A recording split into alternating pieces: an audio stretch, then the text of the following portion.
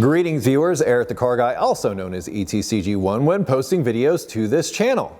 Hey, how about in place of this truck, I give you a cake and say that if it's your birthday, happy birthday. Thanks for tuning in and congratulations on another lap around the sun. What the heck happened to General Motors?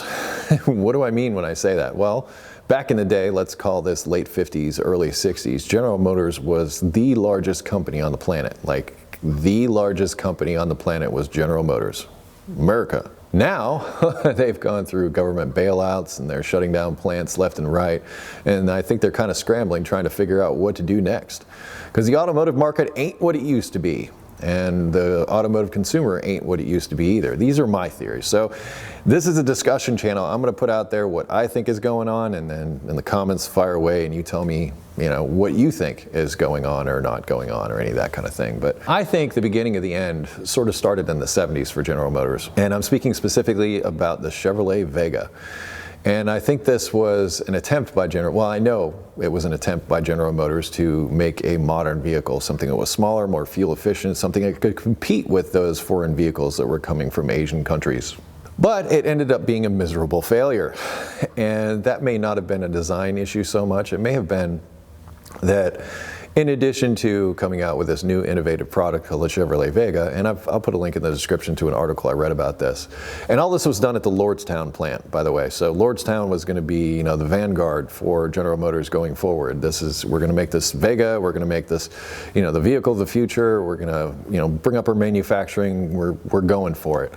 We're going to be number one again. What they did is they leaned really heavily on their workforce, so much so that the people that were in that workforce, and they went on strike, and they were talking about things like GM management being the Gestapo. And the reason for that is because when they were on the line and they had so many seconds to do their job, they were given less seconds to do that job, less bathroom breaks, and less time to do it. So in other words, go, go, go, work harder for the company.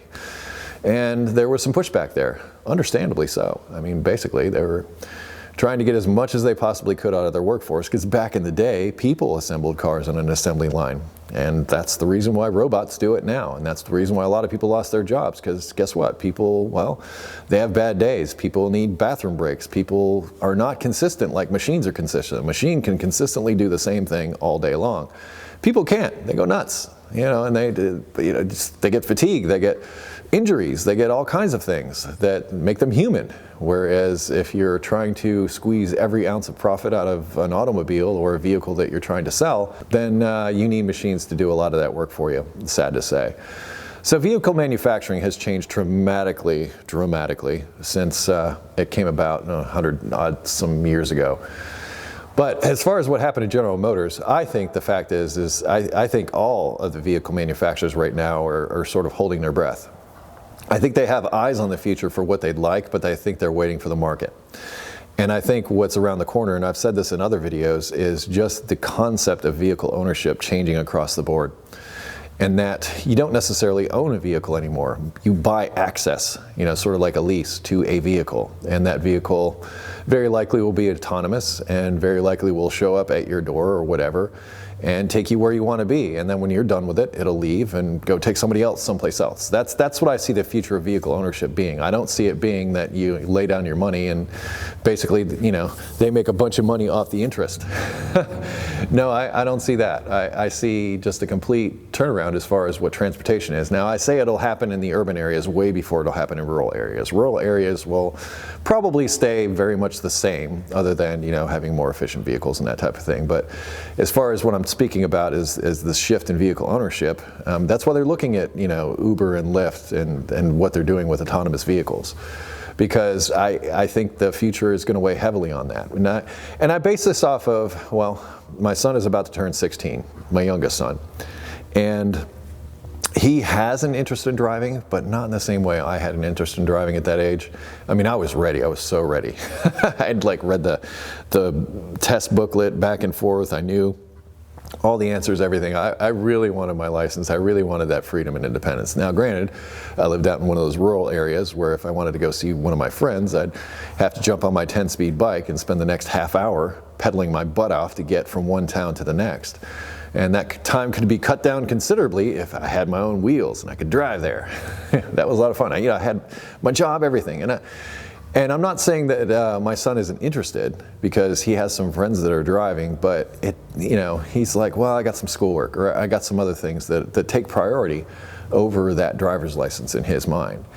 And I'm sort of, taking that and spreading it out. And he's not the only young person that I have contact with, but I just don't see the same drive and determination in the general youth, like the people watching this. Well, they obviously have an interest in vehicles and all that kind of thing, but I don't see the same interest in it. And I think to them, it's more just transportation. And I think that's where this thinking is coming from, of what the future could be, and what resources we'll have to work with at that time. So I think the reason why General Motors isn't the company that it used to be is because, well, they weren't able to keep up with the times. And honestly, when you're the king, you don't have to do much. You may not work as hard to be the king, and as a result, you might find that things start sliding away, and you might find that you wake up one day and you're no longer the king, someone else is the king, and you have to play catch up. So, maybe you make friends with the new king. I don't know. I just think automobile manufacturing is sort of holding its breath right now, waiting for the next thing, because I don't think the next thing is going to be a car that you go out and buy. I think it'll be something else entirely. I think it'll be more transportation based. What do you think? This is a discussion channel. I mentioned before, I'm looking forward to your comments down below on this topic. As stated, I will put links in the description to that article I referred to, along with other videos and things that sort of relate to this. If you have automotive questions, I ask that you head to ericthecarguy.com, also linked down in the description. Please don't forget to like, comment, subscribe, and do those things that help me make a living. I appreciate that. Be safe, have fun, stay dirty. Thank you so much for your time, and I'll see you next time.